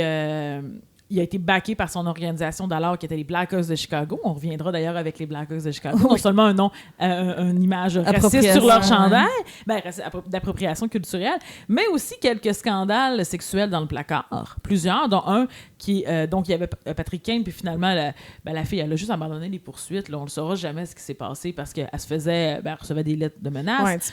Intimidée. Puis Patrick Kane, il est multimillionnaire. Pour la fille. C'est ça. Comment tu gagnes contre... un multimillionnaire déjà seul, mais et tout le système toxique, patriarcal du hockey autour. Puis dans le cas des Blackhawks de Chicago, donc, il y a une victime d'agression sexuelle, un homme, qui était une recrue à ce moment-là, donc qui était joueur, là, qui avait un contrat avec les Blackhawks de Chicago, qui a été agressé sexuellement par un entraîneur adjoint, l'entraîneur de la vidéo. Oui, c'est vrai. Et il a rapporté, et on lui a dit « Femme ta gueule ». Il était en finale de la Coupe Stanley, ils ont remporté la finale. L'entraîneur avait son nom sur la coupe. Et lui, il n'a jamais finalement percé. Puis à un moment donné, il s'est retiré. Puis là, c'est sorti. Mais non seulement il l'avait dit, mais tout le monde savait. L'entraîneur principal, Joel Kenville, le savait. Le DG, l'assistant DG. Et tu sais quoi? Ces gens-là, ils ont tous encore une job maintenant dans la Ligue nationale. Ils ont étouffé l'affaire et l'entraîneur... Puis ils ont juste... Ils ont mis à la porte le gars, c'est-à-dire ils l'ont fait démissionner. Ouais. Et il s'est retrouvé un job dans un programme universitaire. Ah ouais, puis y a-tu des pistes de solutions à part pour ces... Tu sais, mettons, toi, en tant que chercheur, Lou, y a-tu des trucs... Est-ce qu'ils t'ont demandé ton avis? Je veux dire, y a-tu 1000 chercheurs? Y a-tu quelque chose que tu fais? Hey, moi, je pense qu'on devrait faire ça. Faut le dire, il y a une chaire de recherche à l'Université Laval, entre autres, la chaire Sims, qui travaille sur ces enjeux-là, spécifiquement les enjeux d'abus, de différents types d'abus, y compris abus sexuels dans le sport. Donc, il y a de la recherche qui se fait, il y a de la formation qui se fait, il y a Sportel qui existe aussi pour les victimes de violences. Puis, donc, il y a des choses qui se passent, là. Okay. Au plus haut niveau, est-ce qu'il y a des choses qui se passent? Là, ça, je ne vais pas me prononcer, mais je me permets d'avoir un doute. Ouais. Mais c'est sûr que pour les plus petits, il y a des choses qui se font. Est-ce que c'est assez? Ça, c'est Moi, une autre genre, je question. m'amuse à dire quand on me pose la question est-ce que ton ancien milieu a changé? Je pense que c'est le seul milieu qui n'a pas changé post-MeToo. Puis moi, j'étais là. Puis le milieu de l'humour. Ben, puis le milieu de l'humour, visiblement, mais le milieu de l'humour a sorti quelques vidanges. Je sais pas là, si le hockey l'a fait. Puis il y a encore moins de femmes qu'il y en avait avant. Tu sais, je sais pas. Mais moi, j'étais là pendant la première vague de MeToo. Là, en 2017, c'était comme mes dernières années comme journaliste. Puis tu sais, comme je vous dis, là, je commençais mon éveil féministe. J'avais pas encore le vocabulaire pour tout comprendre. Puis ça, puis je me rappelle, tu sais, on a comme une salle à manger, là, les journalistes, juste avant d'aller à la Galerie de Presse, le salon Jacques Beauchamp au Centre Bell, où est-ce qu'il y a juste une toilette pour femmes. Puis j'étais assise là avec Elisabeth Rancourt puis avec 2 journalistes monsieur. Puis on parlait de ça, MeToo, puis ça n'a pas de bon sens, puis tout ça. Puis le discours autour de la table, c'était « Oui, mais là, les femmes, ils ont juste à appeler la police. » Tu sais, c'était comme le discours de base, là. Puis il a fallu, puis là, ça m'a étonnée, c'est le monsieur qui est Derek Aucoin, qui est malheureusement décédé aujourd'hui, qui était un ancien joueur des Expos puis qui commentait le hockey pendant des années au 98.5. C'est lui qui a fait « Hey, si une femme parle puis qu'elle dit qu'elle a souffert, puis tu te tais puis tu écoutes. » Puis il y avait des journalistes femmes là, autour de la table qui étaient super dans le slut-shaming puis tout ça. Puis c'est lui qui s'est levé puis j'ai fait « OK, il y a peut-être un peu d'espoir. » Puis moi aussi, je commençais à me développer mon esprit critique par rapport à ça. Puis j'étais comme « OK, oui, si Derek le dit, moi je suis plus d'accord avec Derek. » Fait que là, je m'enlignais vers ça, mais ça augurait pas bien pour ce que le milieu ait une prise de conscience du tout si tout le monde autour de la table. Puis tu sais, le pire, c'est que tu parles à toutes ces femmes-là, puis il y en a plein qui sont capables de nommer des choses problématiques qu'elles ont vécues, que ce soit aussi grave que des agressions sexuelles, que ce soit du harcèlement, du slut-shaming, sans faire lancer des boulettes de tape. Moi, j'ai des amis journalistes que je nommerai pas, mais les joueurs, par exemple, je vais les name-dropper dans la prolongation parce que je suis tannée qu'on les idolâtre, puis je veux que vous sachiez c'est qui vos vedettes, bref, qui sont dégueulasses, mais qui recevaient des DM de joueurs, là, mais à tous les jours. Puis genre, viens, puis dans ma chambre d'hôtel, puis ils travaillaient ensemble 5 minutes avant, là. Puis t'es comme, hey, tu peux avoir toutes les filles que tu veux. Peux-tu laisser les journalistes sportives tranquilles? Ouais, ça m'étonne pas. Je me souviens d'une journaliste qui m'avait dit qu'une fois, elle était allée dans... C'était un entraînement, fait qu'elle se présente, elle est habillée normalement, là. Elle avait des jeans, des pantalons plus serrés, là, mais tu sais, comme convenable là, pour travailler, là. Et il y a un joueur qui a slidé dans ses DM pour lui dire « J'aimerais t'arracher tes choses. » En anglais, « J'aimerais t'arracher tes pants. » Puis là, elle dit « J'ai plus jamais remis ces pants-là. » Ben non, mais tu t'imagines, puis... C'est parce que tu t'en vas travailler. Mais c'est ça, mais travailler, ils sont convaincus qu'on est là parce qu'ils sont cute. On s'en calisse de vous, si vous saviez. Je pense de le dire aux auditeurs et aux auditoristes, en fait. Tu sais, ces gens-là, là, de qui on parle, là, quand on parle du Canadien ou du hockey professionnel, ce sont justement des professionnels. C'est leur travail. Eux aussi, quand ils le font, sont dans un contexte professionnel. Je ne dis pas que ce serait acceptable dans un contexte non professionnel, mais je veux dire, ils sont à la job. Ouais. C'est non éthique à plusieurs niveaux. Ouais. Puis, ils ont un employeur. Ouais. Puis si on se plaint visiblement, à l'employeur, c'est qui va perdre, vous pensez? T'sais, moi, je me souviens, parce que moi, je voyageais pas beaucoup avec le Canadien, je faisais surtout les matchs à domicile, mais des fois, quand ils se rendaient loin en série, ça arrivait qu'on débloquait un budget puis qu'on m'envoyait. Puis ça a donné dans ces années-là que j'allais souvent à Tampa Bay, qui est une ville que j'adore. Tu vas à l'Arena à Gogun, what's not to love? Bref, mais en même temps, c'était super climatisé, super pas bon pour l'environnement parce qu'il fait 40 dehors. En tout cas, hein, vous comprenez? J'adore cette équipe depuis que je suis jeune. Je l'aimais beaucoup en plus, fait que j'étais contente d'aller couvrir le Canadien à Tampa Bay. Le Canadien se fait éliminer. Fait que c'est un peu la dernière soirée qu'on a tous les journalistes ensemble. Fait qu'on finit le match, on finit de travailler, puis on s'en va prendre un verre, je sais pas dans quel bar de Tampa Bay. On croise Mike Weaver, qui est un ancien défenseur du Canadien qui a pas fait sa marque, mais qui était bien sympathique avec les journalistes, fait qu'on l'aimait bien. Mais là, on est tous comme... C'est bizarre, on va s'asseoir, tu sais, comme, mais tu sais, les gars se posent pas cette question-là, ça va tous s'asseoir avec. Exact. Nous, les filles, on se regarde, puis on est comme. Fait que là, on se dit, on va suivre nos collègues, fait qu'on jase un peu avec. Puis là, à un moment donné, il y a un mouvement qui s'amorce on retourne à l'hôtel, puis ça a donné qu'on était tous à peu près au même hôtel, et les joueurs et les journalistes, ou en tout cas certains joueurs, certains journalistes. Puis là, moi, je marche, puis je me pose pas trop de questions, puis je marche avec mes chums de filles journalistes, puis tout ça. Puis là, à un moment donné, je suis comme, OK, fait que où est-ce qu'on s'en va? Mike Weaver nous invite à sa chambre avec, genre, dans la chambre, il y a Plekanec, puis il y a Markov, puis il y a nanana, puis comme, voulez-vous...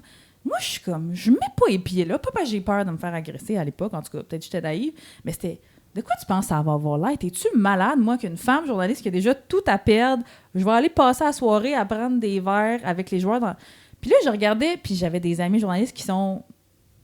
C'est ça, que c'était pas des filles qui connaissaient le hockey ou qui, tu sais, ils ont juste été catapultées là parce qu'elles étaient bonnes à la TV, puis elles étaient belles, puis tout ça. Puis les autres sont comme, nous autres, on va y aller, il y a rien, tu sais, il y a rien là. Moi, j'étais comme... Moi, je peux pas. Genre, moi, j'avais quitté immédiatement, puis je suis partie. Finalement, ils m'ont dit qu'ils se sont fait kick out par Plekanec. Parce que Plekanec voulait pas voir de journaliste là non plus. Parce que Plekanec voulait pas savoir qu'il porte pas toujours un col roulé. Oui! Les amateurs de Plekanec le comprendront. Octave qui va comprendre la blague. C'est sûrement le seul épisode qui va genre écouter de même, là, avec les... Ouais. Puis mettons, là, si on veut aller vers l'espoir. L'espoir, Pas moi. Non, mais mettons... tu sais, vu que t'es chercheur, Lou, est-ce que pour les femmes dans le sport, on a dit que j'allais peut-être avoir un peu d'espoir pour les roses puis la victoire. C'est quoi? Parce que je t'ai vu, j'ai vu entre autres que tu avais parlé par rapport à l'écart salarial qui est vraiment important entre, tu sais, qu'il y a des filles dans l'équipe qui sont réservistes qui font même pas... 35 000. Ouais, 35 000 par année, c'est rien, là. Je veux dire, c'est un salaire d'artiste, d'habitude. Ouais. Mais, fait est-ce que tu as de l'espoir pour ça? C'est quoi le bilan, là, à date? OK. Ben moi, j'ai de l'espoir, OK? J'ai décidé d'être... il faut. Des fois, on me surnomme le roi du bémol, là, mais là, je vais y aller sans bémol. Non, j'ai de l'espoir. Premièrement, c'est la première fois qu'on a... C'est le fun de voir qu'en ce moment, ça bouge du côté du sport féminin. Ouais. Dans tous les niveaux. Donc, il y a une amélioration. Tu sais, c'est la première fois qu'il y a des ligues professionnelles au Canada. Je veux dire, première fois, une ligue vraiment professionnelle. Il y avait eu une tentative quand même auparavant. Il y avait eu du non-professionnel, il y avait eu du genre de semi-professionnel. Tu sais, ils te payaient tes gants, là. Mais... ouais, le Canadien te prêtait. C'est vraiment ça? C'est arrivé avec, à l'époque, les Canadiens de Montréal qui s'appelaient avant les Stars. Ouais. En fait. J'aurai une anecdote là-dessus plus tard. Oui. Puis, fait qu'on a fait du chemin, là. Je veux dire, ils remplissent la place Belle régulièrement, là. Ça. Je veux dire, un match du mercredi soir, il y a 6-7 000 personnes qui y vont. C'est du monde en tabarnouche. Je sais pas si vous avez eu la chance d'y aller. Oui, Emna. Oui. Octave aussi qui nous écoute. Tu peux sortir la fille du hockey, mais pas le hockey de la fille. Mais je fais non, juste mais le bon hockey, le hockey tu vas y féminin. aller puis tu vas capoter ta vie. Ah, je suis sûre. C'est plein de femmes queer puis de personnes queer. C'est full le fun. Je trouve qu'il y a une réappropriation des espaces qui auparavant étaient uniquement féminins par une foule qui est complètement différente quand on va voir ces matchs-là. Les codes sont différents. La musique qui joue est pas la même. DJ Montana! Oui! C'est une femme DJ vraiment cool. Vraiment cool. Qui fait genre du Céline Dion house. C'est vraiment hot. C'est vraiment hot. C'est genre le gros highlight du match au Centre Bell, c'est Patrick Wasson qui est venu chanter. Tout le monde était comme « Oh my God! » Tu verras pas ça au match canadien. Là. Ouais. Donc, il y a vraiment une réappropriation des espaces que je trouve magnifique. Avec les Roses aussi, j'y suis allée. Tu sais, on le sent. Les Roses, c'est la première équipe de soccer. Oui, de la Super Ligue du Nord. Donc, il y a 6 équipes là, au Canada. L'autre, c'est la LPHF. Donc, on est rendu à 8 équipes. Il y a eu une expansion les 2 premières saisons, 6 équipes. Fait que c'est beau de voir ça. Puis c'est la première fois quand même que les filles sont payées. Pas assez, peut-être, mais au moins, pas assez, mais au moins, elles sont payées, elles ont des congés de maternité, puis elles ont des assurances. Fait qu'on va quand même les prendre. Ben moi, j'ai de l'espoir pour le vrai sport, on devrait pas genrer, mais quand je dis le vrai sport, vous devriez savoir que je parle de sport féminin. Mais pour le hockey, le soccer, puis pour tout ce qui se développe en ce moment, puis je pense qu'il n'y a jamais eu autant d'inscriptions au hockey féminin depuis les dernières années, justement, parce que là, tu vois que ça se peut, là, qu'il y a quelque chose qui se peut. On le voit que quand les filles... C'est la même chose pour tout le monde. Quand on peut se projeter, on a envie d'y aller. Ouais. Donc, il y a des choses qui se passent qui sont positives. Donc, ça, c'est beau. Il y a encore du travail à faire, beaucoup. Il y a beaucoup, entre autres, je pense, partout, mais entre autres au niveau des entraîneurs. Au Québec, là, on est stagné à 1/3, même pas 1/3 des coachs au Québec. Là, je parle aussi du sport amateur. Là, je parle pas nécessairement du sport professionnel, qui sont des femmes. Puis ça, c'est la situation est la même depuis 25-30 ans. Moi, j'ai pas croisé... J'ai brièvement joué au hockey quand j'étais jeune. J'ai pas croisé d'entraîneur femme. Ouais. Non, puis c'est dans à peu près tous les sports. Même dans les sports qui, au niveau de leurs effectifs, sont dans la zone paritaire du 40-60, ça signifie pas nécessairement qu'on va réussir. Donc, les coachs, c'est souvent d'anciens athlètes, ou pas nécessairement de haut niveau, là, des gens qui en ont fait. Pas tous, mais une partie. Puis visiblement, on garde pas les filles qui s'en vont. Les filles qui ont fini, mettons, une carrière athlétique, qui sont rendues, ils vont pas rester. Puis là, il y a quelque chose qu'il faut qu'on on peut pas juste faire « ben c'est comme ça ou ça va venir », parce qu'il y a beaucoup de pensées magiques. C'est pas juste en oui. sport, hein, accessoirement, là. Ça va venir, ça va venir, l'évolution, le monde change ouais. de comme... Écoute, si on attend que le monde change, ça va jamais arriver, là, avec Voilà, ce que c'est ça quoi, tu avance. disais, la là. prophétie autoréalisatrice. Oui, c'est la prophétie réalisatrice. Fait que tu sais, t'es comme, ça va pas se passer si on fait pas d'action. Il y a des actions qui sont mises en place. Super, mais il faut continuer aussi. Là, je vais prêcher un peu pour ma paroisse, mais à faire de la recherche. Tu sais, en ce moment, un des projets qui me fait beaucoup vibrer au lab, c'est la cartographie des inégalités genrées. Avec 4 sports, hockey, soccer, baseball, natation artistique, on a cartographié le Québec avec où sont les installations, où sont les personnes, c'est quoi le facteur d'accessibilité, en ayant une lunette plus intersectionnelle, donc en regardant aussi le niveau socio-économique, la défavorisation donc sociale et matérielle, et ce genre d'outils-là pour comprendre qui on va chercher, mais qui on va pas. Puis on se rend compte qu'au Québec, il y a probablement ce qu'on appelle des déserts récréatifs. Des endroits où les personnes, jeunes et moins jeunes, n'ont juste pas d'accès à la pratique sportive. Fait qu'on sait qu'aujourd'hui, on a beaucoup parlé jusqu'à maintenant du sport professionnel parce qu'il occupe beaucoup nos médias. Beaucoup.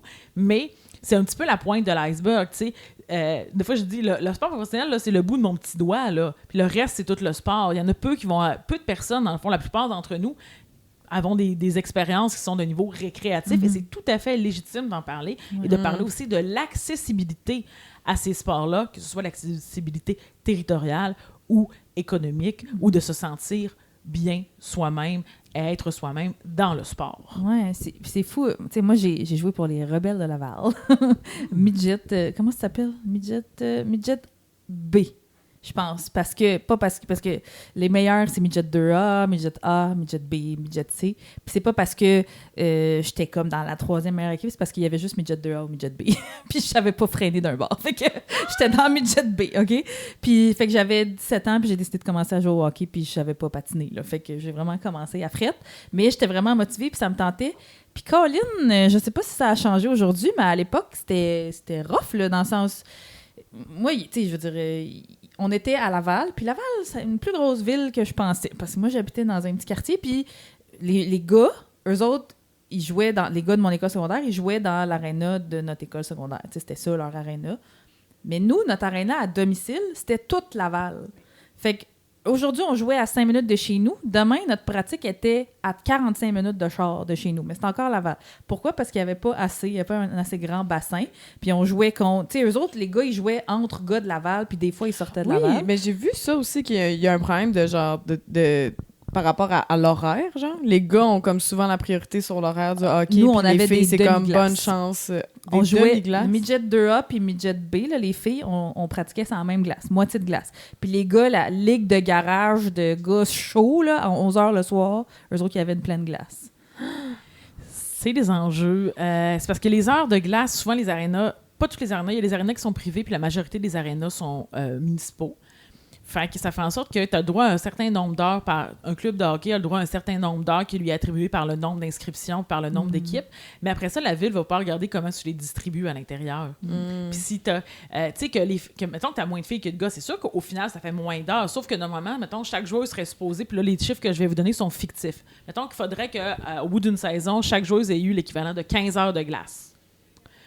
Mais il n'y a personne qui va venir valider qu'il a vraiment eu 15 heures de glace. Ça se pourrait qu'un gars se ramasse avec 20 heures, puis toi, tu vas en avoir juste 10. C'est un exemple. Parce qu'il n'y a pas de validation après de ça, parce qu'il faudrait avoir une personne qui s'en occupe. Ouais. Et avoir une personne qui s'en occupe, ça demande de l'argent. Tu sais, déjà, c'est important de comprendre... pas important, mais en tout cas, je pense que c'est important de comprendre que les fédérations sportives québécoises, là, dans le sport civil, tu sais, il y a des fédérations, là, ça fonctionne presque juste au bénévolat. Ouais. On leur demande des redditions de comptes, avec raison, parce qu'ils sont en partie financés, mais t'es comme, tu leur donnes le moyen de les faire, les redditions de comptes. Fait que je grince plus des dents quand c'est des grosses organisations de parler de Hockey Canada. Il y a des fédérations nationales et même provinciales qui ont beaucoup d'argent. Il y en a d'autres, là, tu sais, la Fédération de pétanque du Québec, là, ils ont un employé et demi, peut-être. Fait que c'est ça aussi, il y a un déséquilibre dans ça, puis il faut aussi en être conscient, puis des fois, les sports féminins vont finir par être désavantagés aussi dans certains cas parce que les sports dits typiquement féminins ne sont pas nécessairement les sports qui regroupent le plus de personnes. Oui. Ça me fâche. Fait que oui, une des façons de genre imaginer, parce que les épisodes estivaux sont très en mode comment faire la révolution. Je pense que c'est à peu près ça. Fait que tu sais, comme de penser en amont, dans le fond, de dire genre ce genre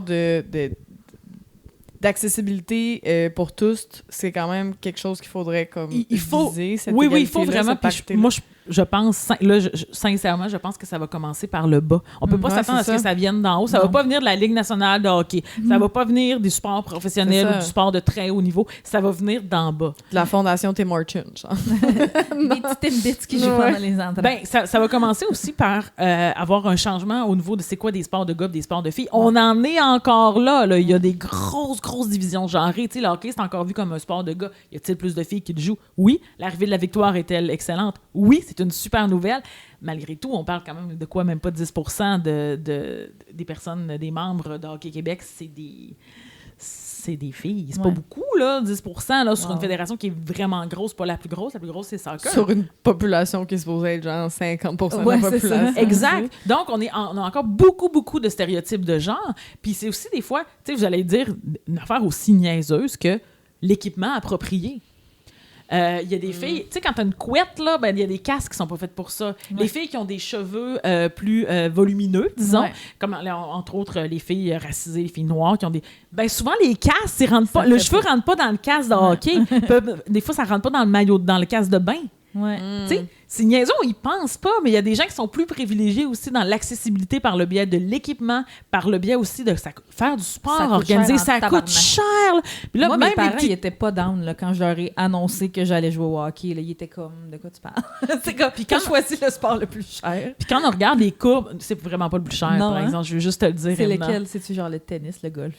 La natation artistique, c'est excessivement cher. Ah ouais? La Les- natation.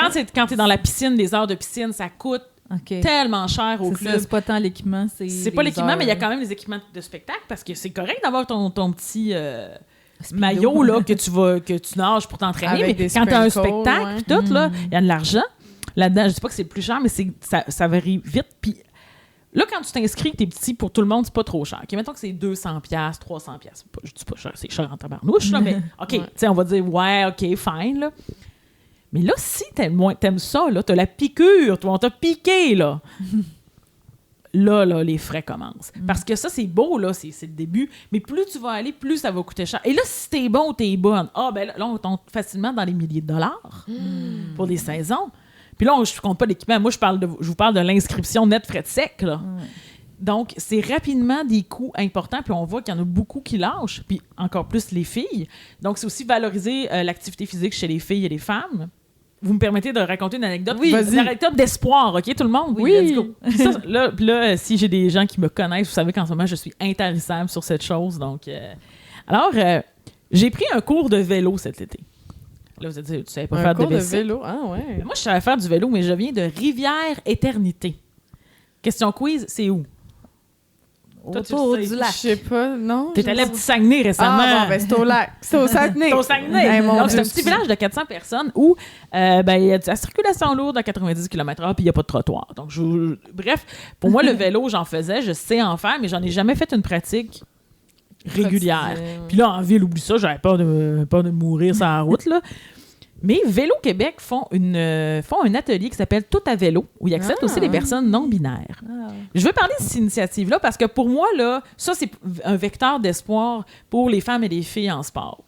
Donc, fait que là, on arrive au premier cours. Ils fournissent le casque, le vélo, tout.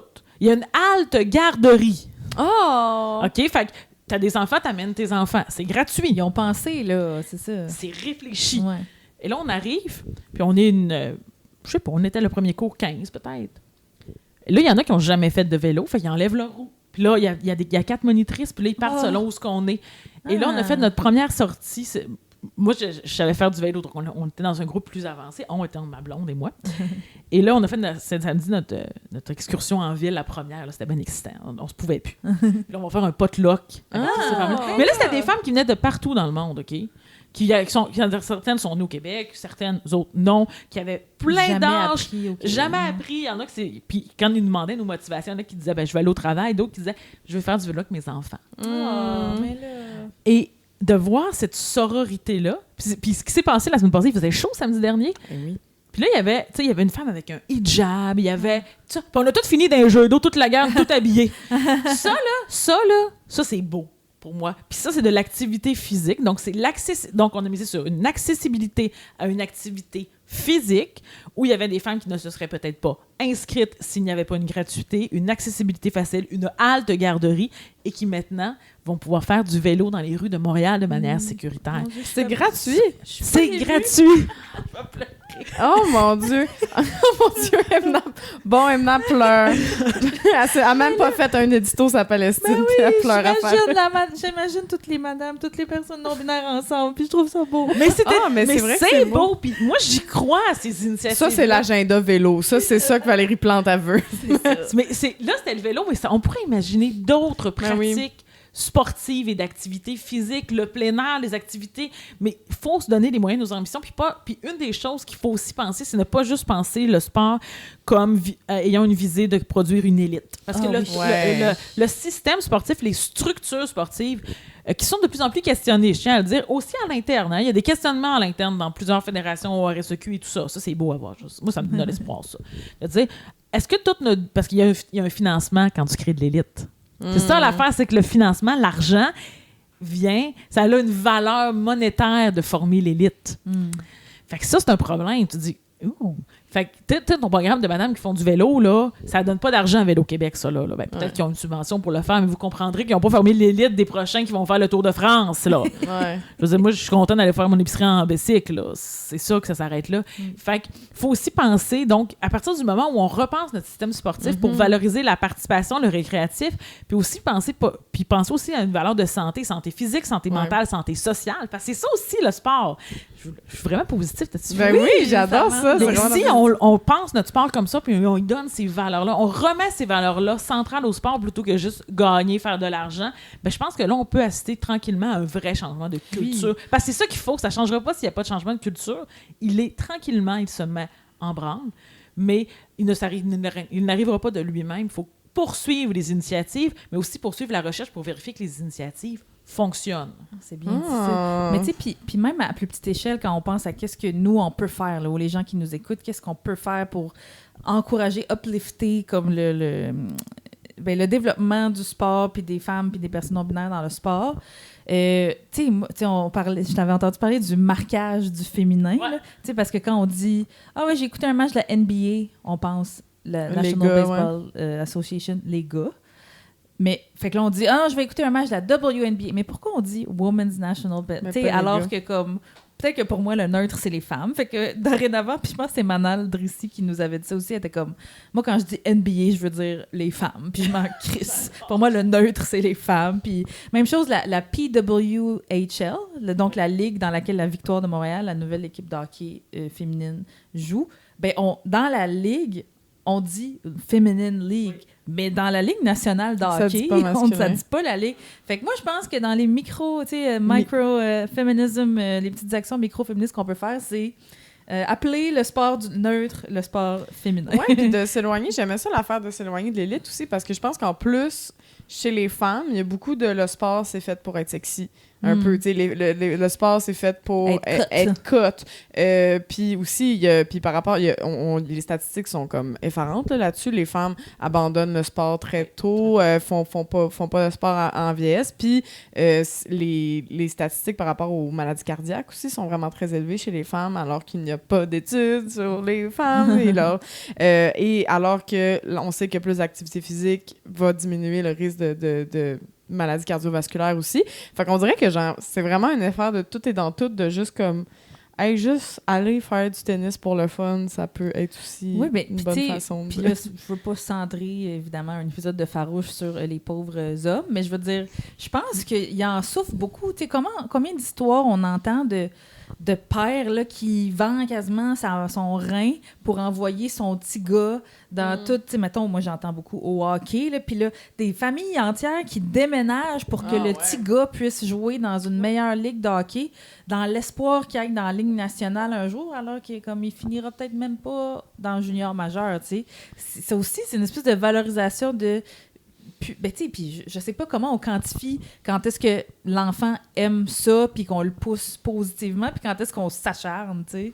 Ben, aux États-Unis, il y a des cas de personnes qui se font obligées de faire du football aussi, puis qui veulent même pas en faire pour juste... Avoir la bourse pour entrer à l'université. Ben, pour avoir la bourse, puis à l'université, puis après ça, ils ont des commotions cérébrales, puis comme il y a des enjeux aussi physiques, là. Si ça te tente pas de faire un sport, puis t'es obligé de le faire, tu peux te blesser aussi. Ouais. C'est quand même dangereux. Moi, je sais pas. Moi, j'ai vu des familles, tu sais, mettons, la famille de mon ex, c'est beaucoup le hockey, puis le petit-neveu de mon ex, il est tellement bon, là, puis comme, il est le meilleur de son équipe depuis qu'il est enfant, mais je suis comme... Moi, on dirait que je voulais... Je sais ce que c'est, j'étais comme, je voulais l'encourager, puis c'est vrai qu'il était bon, le petit garçon, puis tout ça, puis... Mais il y a une partie de moi qui était comme, mais on peut-tu le laisser dessiner aussi? On peut-tu... Il me semble qu'à tous les jours, chaque fois que je viens chez vous, on patine sur quelque chose, là, tu sais. Mais je pense que c'est un trop, parce que c'est la formation de l'élite demande. La façon dont c'est vu, c'est qu'il faut prendre plusieurs heures par semaine. Fait que toute la vie de la familiale devient tournée vers la pratique sportive d'un enfant, par exemple. Souvent, le garçon. Très souvent, le garçon. S'il y a une fratrie, là, s'il y a des sœurs aussi. Puis ça devient... La notion de plaisir est un peu évacuée. Beaucoup, dans certains cas, évacuée. Puis... Voilà, puis ce que tu parles un peu, tout est dans tout, hein, comme tu le disais tout à l'heure. T'sais, on revient à la notion de consentement éclairé. Est-ce que ton consentement, par exemple, parce qu'il y a toujours, peu importe ce qu'on fait dans une pratique sportive ou une activité, il y a toujours un niveau de risque là, qui est variable. Ouais. Fait que est-ce qu'on consent vraiment ou est-ce qu'on se sent forcé de le faire? Ben ça, c'est une autre chose. Mais... ouais. Puis, je peux-tu... Oui, vas-y. Je sais je suis dans un podcast misandre, mais je vais quand même, pas pour les pauvres hommes, mais je vais plugger une recherche qu'on a faite, parce que je trouve que on va parler des filles et des garçons, c'est pour ça. Ouais. On a fait une grosse recherche sur la mixité en sport. Tu sais, quand les gars et les filles jouent ensemble, ou jouent pas ensemble. Puis une des choses qui était super intéressante, c'est que, comme tout, là, la mixité ou la non-mixité ont des zones d'ombre. Il n'y a rien qui est intrinsèquement bon ou mauvais. Ou presque, à part les chars, pour être dans le ton du podcast. Merci, Lou. On voit que t'es vraiment un auditeur. Regarde, t'as acheté ces réseaux sociaux, moi, là. Tu sais quoi dire pour nous faire plaisir. À ce point-là, ça me fait rire. J'aime bien ça moi aussi, j'aime ça quand je dépasse les chars à pied, fait que c'est correct, je comprends yes. ça. OK, fait que, bon, donc, je reviens à la question de la mixité. Mais une des choses qui est intéressante, c'est qu'un des vecteurs où ça va moins bien fonctionner, la mixité, puis c'est quand... Mettons, là, OK, je vais récapituler. Une des choses qu'on remarque, c'est que souvent, les filles, comme tu le disais, vont abandonner, mais vont aussi être des fois plus tard dans la pratique sportive. C'est-à-dire que... je vais donner l'exemple du Ultimate Frisbee, parce que c'est un sport qui est souvent en mixité. Ouais. Donc, fait que souvent, les filles vont commencer plus tard que les garçons à jouer au Ultimate Frisbee. Je sais pas pourquoi, là, c'est le même. On sait que des fois, c'est moins valorisé, on pousse moins les filles à faire du sport, peu importe la discipline, d'ailleurs. Donc, quand tu arrives dans un contexte où toi, tu n'as jamais vraiment joué, ou un petit peu, mais pas beaucoup, tu arrives, tu n'as pas beaucoup d'expérience, tu es dans un contexte mixte, ben là, tu es une fille, fait que tu pars avec 2 prises contre toi, parce qu'il y a quand même bien des stéréotypes de genre, fait que des petits gars qui veulent pas... Des petits gars, mais des hommes aussi, là, accessoirement, qui veulent pas passer aux filles parce qu'ils pensent qu'ils sont moins bonnes, tout ça. Tu sais, ça, on le voit aussi. Mais ce qu'on observe, c'est si la personne, la fille, elle a peu d'expérience, elle va pas rester souvent. Parce qu'elle va se faire chier. Comment tu veux t'améliorer si tu reçois jamais le disque, si t'as pas l'occasion? Puis là, je dis le disque parce que je parle de frisbee, mais vous pouvez le mettre au sport de votre choix, là, hein? Vraiment. Alors, souvent, à ce moment-là, la mixité pour ces filles-là va être un échec et elles vont quitter. Alors que si elles arrivent dans des milieux non mixtes, de filles seulement, même si elles sont avec des filles qui ont de l'expérience, elles vont prendre plus le temps de l'accueillir et de prendre le temps. Je dis pas que c'est ça 100%, là. Des filles pas le fun, il y en a aussi. Mais globalement, ça va être des milieux beaucoup plus accueillants. Et ça nous pose la question suivante. Les garçons qui sont moins bons en sport puis qui, pour une raison ou pour une autre, n'ont pas eu l'occasion, eux autres sont screw clairement parce que s'ils vont en mixité, ça marchera pas. Mais les autres, leur autre choix, c'est d'aller juste avec des garçons. Et ça pose cette question-là de tous ces garçons et ces hommes-là qui aimeraient aussi avoir une pratique sportive de plaisance, dans certains cas, et qui vont pas l'avoir non plus. Donc, ce qu'on se rend compte, finalement, c'est qu'on crée des sous-groupes. Donc, finalement, les gens qui ont accès au sport, c'est les hommes qui sont, somme toute, relativement bons en sport ou qui ont eu la chance d'en faire quand ils étaient plus jeunes. Oui, notre ennemi commun, le patriarcat. Wow. Oui, c'est tous nos soucis. Hey, mais c'est le bon moment, je pense, d'aller vers la dernière question du podcast, la question Belle et Rebelle. Dans le fond, nous, on a un partenaire fabuleux qui s'appelle Belle et Rebelle, qui est une boutique sur la rue Saint-Hubert qui encourage les artisans locaux, des produits durables fabriqués dans le souci de préserver la planète. D'ailleurs, code promo Farouche15 pour votre magasinage en ligne ou en boutique. Et eux, c'est elle, en fait, c'est une boutique où il y a seulement des employés femmes. Et nous, on aime bien ça, le rêve. Et on se demandait, est-ce que... mais on sait un petit peu la réponse un peu d'avance, mais on va savoir, pareil, est-ce qu'il y a des moments où tu décentres volontairement les hommes dans ta vie? Pour encourager les femmes ou les personnes non-binaires. T'es comme toutes.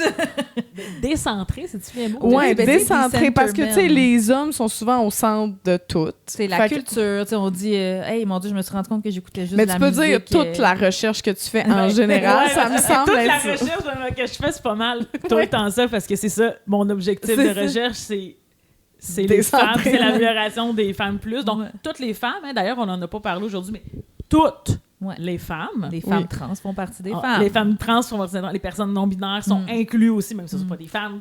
Sont inclus. N'importe qui est pas... Femme plus, c'est ça. Tout ce Donc, qui est pas un homme cis. pas les hommes cis. C'est ça. Alors, pour moi, c'est... Puis c'est quand même important quand j'achète des livres. Donc, des livres neufs. J'essaie d'acheter les livres neufs d'autrices.